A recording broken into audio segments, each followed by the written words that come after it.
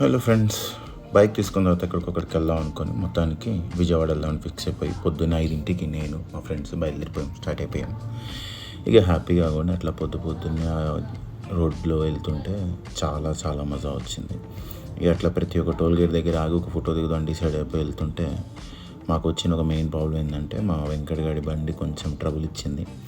ఇక మా సంపద గారు మొత్తం వాడి ఎక్స్పర్టీస్ అంతా ఉపయోగించి మొత్తం బోల్ట్లు గిల్ట్ అన్నీ ఇప్పి తేల్చింది ఏంటంటే దాని బ్యాటరీ ప్రాబ్లం ఉంది. ఇక కొత్త బ్యాటరీ ఒకటి రీప్లేస్ చేసుకొని ఒక 1 అవర్ వేస్ట్ అయిపోయిన టైం, కానీ ఇక వాడి బ్యాటరీ ఒకటి ఇప్పించుకొని బయలుదేరాం.